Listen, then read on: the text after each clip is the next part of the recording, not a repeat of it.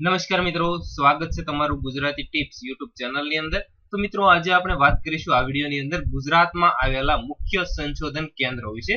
તો ચાલો જોઈએ। તો પહેલું બટાકા સંશોધન કેન્દ્ર જે ડીસા બનાસકાંઠાની અંદર આવેલું છે। બે લસણ અને ડુંગળી સંશોધન કેન્દ્ર જે ગોધરા પંચમહાલની અંદર આવેલું છે।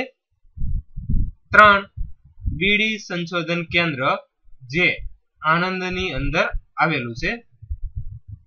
ચાર તમાકુ સંશોધન કેન્દ્ર જે ધર્મજ આણંદની અંદર આવેલું છે। પાંચ રાઈસ સંશોધન કેન્દ્ર જે નવાગામ આણંદની અંદર આવેલું છે। છ ફળ સંશોધન કેન્દ્ર જે દહેગામ ગાંધીનગરની અંદર આવેલું છે।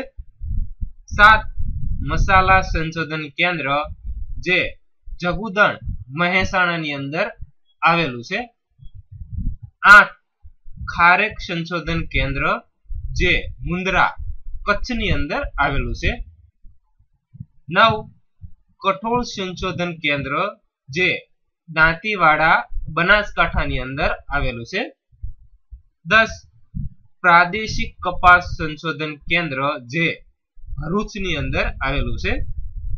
11 મુખ્ય કપાસ સંશોધન કેન્દ્ર જે સુરતની અંદર આવેલું છે। 12 મગફળી સંશોધન કેન્દ્ર જે જૂનાગઢની અંદર આવેલું છે।